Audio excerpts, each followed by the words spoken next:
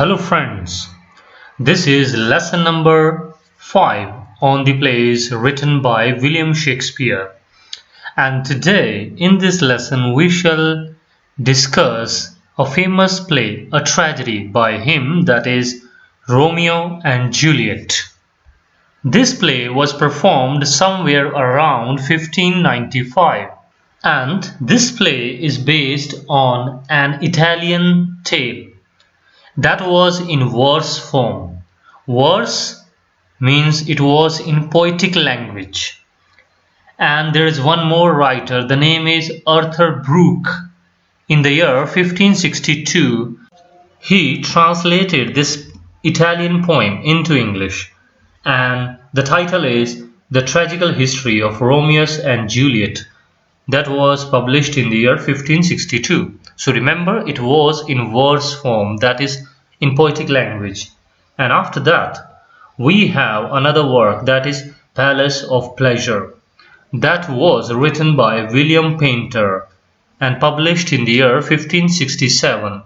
And it was in prose form.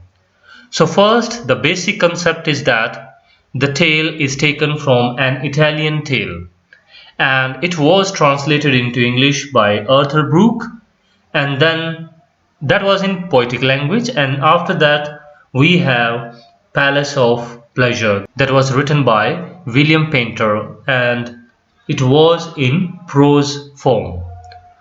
So these works serves as a source for this famous tragedy, that is Romeo and Juliet. From all of his works, this is my favorite as well. Why? It is not because that it contains a love story, no. Because of the tragic element, how they are produced in this story, that is worth praising. First we understand what is tragedy. Only then we can appreciate this work. Commonly we see that if there is killing of the people, if the people are dying in the end or even in the throughout the story, then we consider it as a tragedy. No, this is not a real fact behind a tragedy.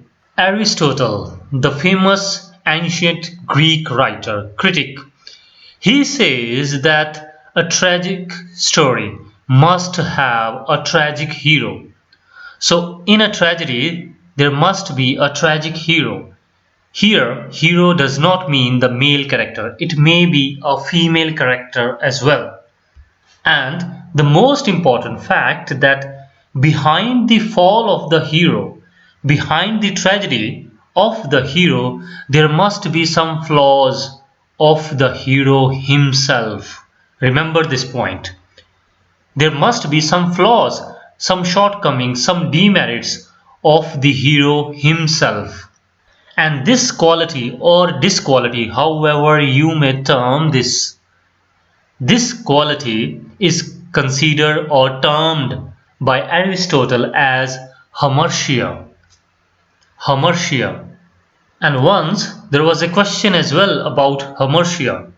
Okay, we shall discuss this question in the end, but for now you just understand that in a tragedy it is essential that hero or the main character, the tragic hero, he must have some shortcomings or demerits. There must be some flaws. Okay, the hero has to be realistic. He has to be of a good character. He has to be consistent in his behavior. Everything is there. But there has to be some flaws. Some fault may be minor one, and that fault is fully responsible for the downfall of the hero. How can we understand this fact? We take an example from the movies. I love comparing movies with the literature because there is not much difference. In the movies we have plot and everything, and the same sort of thing we discuss in the literature as well. Okay, these days the movies are not of that high quality, but if you pick selectively, then you will definitely enjoy the movies as literature, because you can criticize these movies on the basis of the criticism that we understand in the literature. So in a brief introduction, I talk about the movie that is Gajni. a Bollywood Hindi movie Gajni. In that movie, there is a scene when Gajni is supposed to kill Kalpana in the flat, and outside the flat we see Amir Khan. He's there and he is ringing the bell again and again. Nobody opens the door. And then we see the flaws of the hero behind that tragedy that take place. What are those flaws? First, he forgets his phone in the car. If you have seen the movie, you can easily recall the heroine Kalpana. वो बार बार उसे phone करती है, लेकिन उसका phone कहाँ है? In the car. So that is the first thing that he did wrong. If he had phone, अगर उसके पास फोन होता तो शायद the tragedy that would never take place.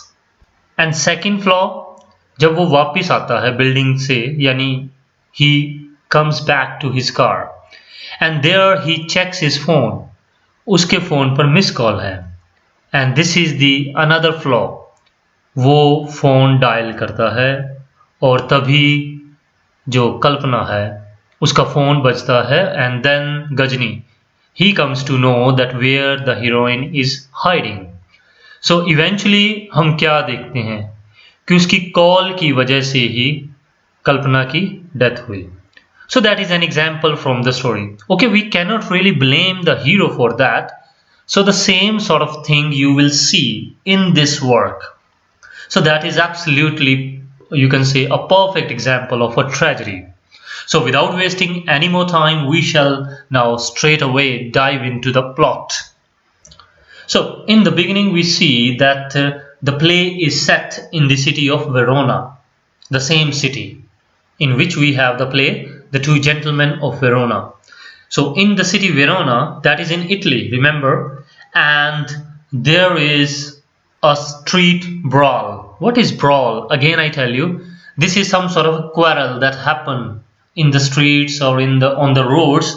That is a fight, occasionally arising because of maybe some time of no reason. That is brawl. And who are the people that indulge in this brawl, in this fight? We have Montague and Capulet servants. So there are servants of the two parties. The first is of Montague or Montague, however you may call Montague, and Capulets. So in this play we have two families. The first is of the Montagues, that is from the hero side, and then we have the family of Capulet, and they are from the heroine's side, and they are sworn enemies. Means there is strong enmity, strong hatred between these two families, no liking at all. And then we have Prince Aeschylus, and he warns the people of the Verona city that there should be no disturbance. He does not want any sort of disturbance in the peace. He wants the city has to be absolutely peaceful. So now you can understand, in the city of Verona we have the prince, then there are two families, and there is a strong enmity between these two families, Montagues and Capulets. And then we are introduced to the character that is Count Paris. And this is also a prince of other city maybe, and he is entrusted to marry Juliet, and she is the daughter of the Capulet family. And Capulet, the head of the family, Juliet's father, he tells Count Paris that he should wait. In future, pretty soon, the father, Capulet, will organize a ball, a dance party, and in that party he will give full chance to Count Paris to woo the love of Juliet, and then the marriage will be declared. So these are the plannings. On the other side we have Benvolio. He is from the Montague family, and he is a cousin to Romeo. He comes to know that Romeo is in love with the lady Rosaline. Remember, in the beginning of the story, we are told that Romeo is in love with a lady named is Rosaline. But Rosaline, she has decided to be a nun. So she is adopting Christianity. And that is why she is now not having interest in Romeo. Earlier, Rosaline reciprocated the love of Romeo, means there was mutual attraction between these two people, Romeo and Rosaline. And who is Rosaline? Actually, Rosaline is also from the Capulet family, and she is niece of the head Capulet. Capulet is the father of Juliet, and we can consider Rosaline as a cousin to Juliet. So now she has decided to be a nun, so that is why she is now having not much interest in Romeo. And then we are introduced to another character, and that is Mercutio. Mercutio, he is Romeo's friend.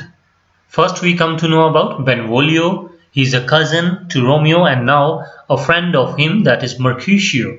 And he is a kinsman, means he is also somewhat like Count Paris from the royal family, or like Prince Aeschylus. He is not a Montague, he is not from Romeo's family, but he is a good friend of this family, a good friend of Romeo. So now you can take these three names on the one side, Benvolio, Romeo and Mercutio. Now, as the things develop, what we see? Benvolio and Mercutio persuade Romeo to attend the ball party. What is that? In the beginning I mentioned that Capulet has promised Count Paris that he will organize a ball, a party, a dance party. So in the same party, now of course you can understand that there is enmity between these two families. So how can a Montague will be invited there? So what they are planning actually, Romeo's friends actually, Benvolio and Mercutio, they are saying that they will disguise themselves. They will wear some mask on their faces and they will go into that party and enjoy. And that will also provide Romeo an opportunity to see Rosaline. So still you see his love interest is in Rosaline because he hasn't seen Juliet so far. So eventually they all three enter the party and there they enjoy. They have the mask on their faces and there we see the first meeting between Romeo and Juliet. As soon as Romeo sees Juliet's face, he falls in love with her with the first sight. He forgets everything about Rosaline and now he has only one love interest, that is Juliet. And of course Juliet too gets interested in him. On the other hand, Count Paris in that party, he does not get much chance to dance with Juliet. Instead that Romeo with a mask on his face, he enjoys most of the opportunity and danced with her. On the other hand, there is one more character, that is Tybalt. Remember, Tybalt, very important character. He gets some senses. He got some hint that there is Romeo in the party. Now, Tybalt, he wants to enrich, he wants to fight with Romeo. But Capulet, the head of the family, he stops him. He warns him that he does not want any sort of bloodshed or disturbance in the party because it will also annoy the king, the prince, because he has warned all of the people of the city that there should be no disturbance to the peace. So that is why Capulet does not allow him to do any sort of thing there in the party. And after the party now, Romeo sneaks into the orchard in the garden of the Capulet family and there comes the famous balcony scene of Romeo and Juliet. There Juliet appears on the terrace, and there she looks at the moon, and then suddenly she realizes that Romeo is also down there watching her. And then Romeo proposes her and they get agreed to marry in the future. And later, her nurse, Juliet's nurse, she tells her that Romeo is from the Montague family, that is of the enemies, not of any sort of friend in the city of their family. And then Juliet says that my only love has sprung from my only hate. And despite this fact, she remains committed to her love, and she bears in her mind that she will accomplish her love with Romeo, no matter how difficult it will be for them. And in the next scene we have Friar Lawrence.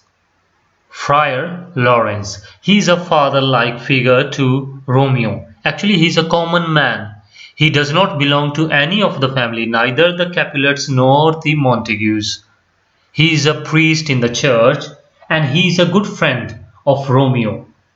And then, with the help of this Friar Lawrence, Romeo and Juliet, they organize their marriage in a church secretly. And Friar hopes, the priest, he hopes that by this marriage, in the future there might be a possibility that these two families get reconciled. So, as a development, we see that Romeo and Juliet both are secretly married, and nobody knows her apart from the Friar Lawrence and perhaps the nurse to Juliet, that old lady, she also knows about this. Anyway, Tybalt, the cousin to Juliet, he is still enraged and he wants to fight with Romeo for the day when they enter the party. But now Romeo does not want to fight Tybalt, because Romeo too feels that in the future there should be some possibility that these two families get reconciled. So he expresses his love and fraternity for Tybalt. When Mercutio, his friend, hears this, that Romeo is expressing love for Tybalt, Mercutio enrages, and he calls this as a vile submission. Means he is criticizing Romeo. Just try to understand. Mercutio, a friend of Romeo, he is now criticizing Romeo for being friendly with the Tybalt, that such a, you can say, jealous or wrong character, not a good person at all. And then there is a duel, a fight between Mercutio and Tybalt, and Romeo is there to stop this fight. And what happens then? Romeo tries to stop Mercutio from fighting, and just by then Tybalt takes the advantage and he stabs Mercutio.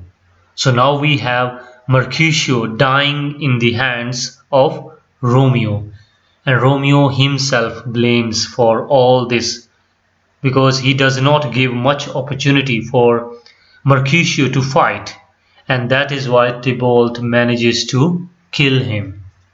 Now Mercutio dies, but now Romeo at heart is burning, and he follows Tybalt and he kills him in the duel. So now we have two deaths taking place. First from the friends of Romeo, that is Mercutio, and then cousin to Juliet, that is Tybalt. He is killed by Romeo. In fact, you see that Romeo has just taken a revenge, nothing more he did, but he will get now severe punishment. And in the court of law, Benvolio justifies his friend, Romeo's friend, because he was a witness to the scene. He justifies that Romeo did only one thing, that he revenged the death of his friend Mercutio. But the prince, he exiled Romeo from the city of Verona, and he warns him that Romeo will be killed if he is ever seen in the city. Now, before leaving the city, in the night, Romeo secretly goes to meet Juliet, and there they consummate their marriage. They had love making and they spent the night together, and in the morning, Romeo takes leave and he leaves for Mantua. This is another place, another city. And now Juliet is in full grief. The people are considering that she is in grief as her cousin Tybalt has died. But she is in grief because her husband, remember, she is secretly married to Romeo. So she is now in grief that her husband has gone away. Now, moving further in the story, we see Capulet. He fixes the marriage between Count Paris and Juliet. Though Juliet protests, she does not want to marry, but her father Capulet forces her, and he asks her that she will have to marry Count Paris at any cost. And one more thing, she hasn't revealed, nor her nurse. Neither Juliet nor her nurse has revealed about her marriage that already happened with Romeo. Now, what sort of a hope she has, Juliet? She goes to the priest, Friar Lawrence, and she asks for some help. Otherwise, she will commit suicide. So she is now absolutely helpless because she cannot marry Count Paris. Now, after thinking a lot, Friar Lawrence, the priest, he decides, in fact, he thought about a plan, and he tells her that he will give her a drug, a potion. The drug is termed as potion, P-O-T-I-O-N.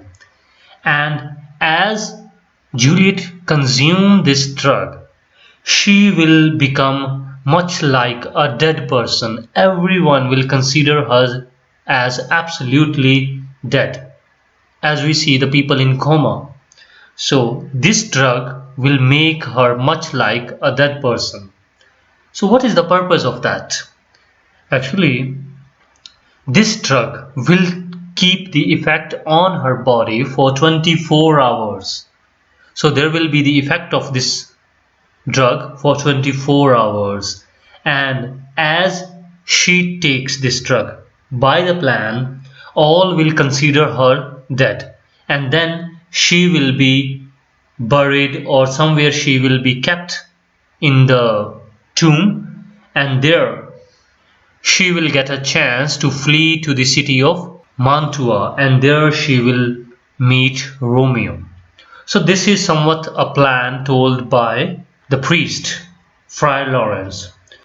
Now, as per the plan, she agrees and she gives her consent to her father that yes, she is ready to marry Count Paris.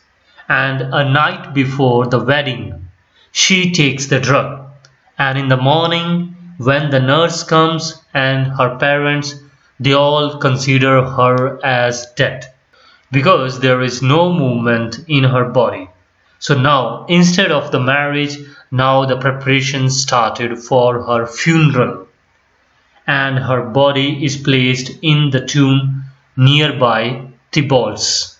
And then Friar Lawrence, the priest, he sends a messenger and gives him a letter. And this letter is informing Romeo that this is the plan derived by the friar priest. This will help the both lovers meet. Meanwhile, what happens? Balthazar, his friend, that is also a good friend of Romeo, Balthazar, he witnessed the funeral. As he comes to know about the death, that is a fake death, but for everyone, like Balthazar, for Capulets, for everyone, this is a real death. And he runs on the horse and goes to Mantua to inform Romeo about this tragic death of his beloved. And now there comes the first element of real tragedy. Two people are going to Romeo. The first is the messenger sent by the priest Friar Lawrence. The second is the friend, that is Balthazar. Both have a different piece of information. The first messenger is having the real story or the real truth about the plan, how they can meet the two lovers. On the other hand, Balthazar, he has a different message about the death of Juliet. Now the tragic element comes as the messenger. The messenger on the way is stopped by someone and the person asks for some sort of medical help. The messenger spends some time there to help that person. So now Balthazar, he reaches to Romeo before the messenger arrived there. And as soon as Balthazar tells Romeo about the death of Juliet, he feels a great shock. But without telling anyone, Romeo, he buys a poison from apothecary. This is a term used for the medical line, apothecary.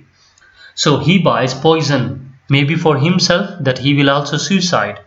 So now Romeo starts off with Balthazar and they are going back to the city of Verona because he wants to suicide there.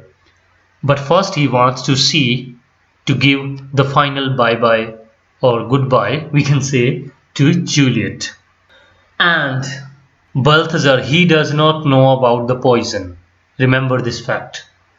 And as Romeo reaches there in the city of Verona, and there outside the tomb of Juliet, outside, there was a person standing, and that is Count Paris. So there was a duel between Count Paris and Romeo because Count Paris thinks that Romeo is responsible for this, and eventually there was a fight and we see Count Paris is killed. Though Romeo does not want to kill him, but the fight forces him to kill Count Paris. Now that messenger still, he is not able to deliver the message to Romeo because Romeo is now in the city of Verona and that messenger is waiting for Romeo in the city of Mantua. Now the most ironic situation of this play arises when Romeo is there in the tomb and there the dead body, so-called dead body of Juliet is there. So now before taking the poison, Romeo kisses Juliet for the last time, and the moment he takes the poison, we see Juliet comes back to her senses slowly and slowly. So as you see the development of this scene, Romeo is dying literally slowly and slowly, and Juliet is coming back to life from her coma, and now the scene is absolutely turned upside down. Now we see Romeo is dying and Juliet is coming back to life. Outside the tomb, we have Balthazar. He is a friend of Romeo. He informs the priest, Friar Lawrence, that Romeo has come back. And now Friar Lawrence is confused whether Romeo got the message or not. And even Balthazar is not knowing. Even Balthazar, he doesn't know about the plan. What was that secret plan? So now that really scares the Friar Lawrence. He runs back to the tomb to check what is happening in the tomb. And now as Friar Lawrence reaches there, he finds Romeo is dead and Juliet is sobbing. She is absolutely in complete grief that what has happened, what has come out of their planning, what they were planning and what has turned out to be. This is absolutely relentless, merciless. Now Juliet tries to take the poison because the poison, there might be somewhat left in the same bottle or so, the small whatever you say, but there was no poison at all. Then Friar 2 comes there and he tries to stop her from killing herself, because now Juliet too wants to suicide, and eventually she gets a chance as she gets a dagger from Romeo's, you can say, back or so, and then she kills herself. And now we see the both lovers, the star-crossed lovers, are dead. Actually, this term is used in the prologue of the play, where they are termed as the star-crossed lovers. Eventually, both the families, Montague and Capulets, and even the prince, they all come to know about what has happened. So now everybody in the city is grief-stricken. They are absolutely sad, in utmost sorrow. Then Friar Lawrence, the priest, he recounts the story of these two lovers. And then the prince, he appears and he gives a speech, a valuable speech, and he wants that there should be a reconciliation now between these two families, Montague and Capulets. And eventually they reconcile with each other, and there is no enmity between these two families, because their enmity has already taken the lives of the two young ones, Romeo and Juliet. Now the play ends with the prince saying some words that is of elegy for these lovers. The words are of sadness, like, "For never was a story of more woe than this of Juliet and Romeo." So that is how we see the end of this tragic story. And if you haven't watched any movie on Romeo and Juliet, I request you that you should go to Google or YouTube. You will find there is an English movie of the year 2013, I think. That is an English movie that is absolutely in English, no Hindi. You should watch this movie. You can easily sense how tragic the death was. And even the dialogues. This is the thing, again I tell you, this play is not having the proper sentences as we have in the prose. The dialogues of the plays are in much like verse form.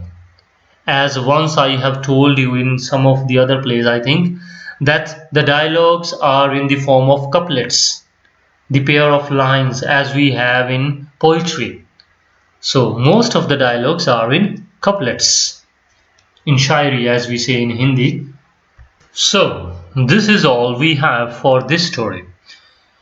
I don't think so that I need to repeat the story, because this is a simple story. And so far as the previous year questions are concerned, one question that we have, that is about the chronology. So there were the 4 plays given, and we had to arrange them in the order of their publication or performance. So the right answer for these 4 plays, which are those 4 plays? We just recite their names as per the chronology. So first come Romeo and Juliet, and then comes Richard II, then Henry IV Part 1, and the 4th one is The Merchant of Venice. In another question it was asked that in which play other than Julius Caesar, so Shakespeare has written Julius Caesar, so apart from this play, in which play William Shakespeare has depicted the Romans better than the Roman writers themselves have done? They are asking that William Shakespeare has depicted the Romans better than the Roman writers. In which of the plays? The first they have already given, that is Julius Caesar. Apart from Julius Caesar, so there were 4 options like Troilus and Cressida, Coriolanus, Romeo and Juliet, and 2 Gentlemen of Verona. The answer is Coriolanus, so not Romeo and Juliet.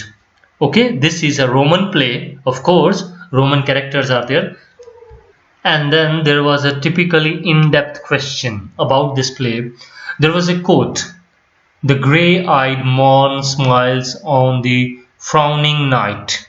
Okay, this is a long line. If I recite the complete, "Checkering the eastern clouds with streaks of light and flagged darkness like a drunk reels from fourth day's path and Titan's burning wheels. This is a long line. Just remember the few of the words of the first line.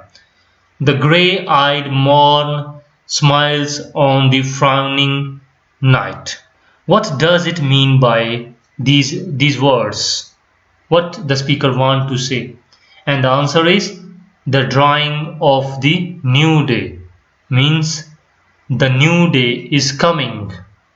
By these words, the meaning is this.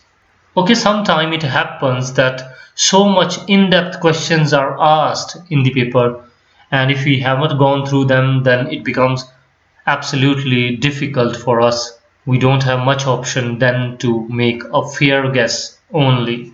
And one more question, as in the beginning I told you about Hamartia, that is the element of tragedy. So what does it mean? There was a question. The options were, let's see what you can do with these options. Reversal of fortunes, purgation of emotions, error of judgment, depravity. The answer is error of judgment that is made by the hero. So this is all we have for this tragedy, Romeo and Juliet. So thanks a lot for watching this lesson and have a great day.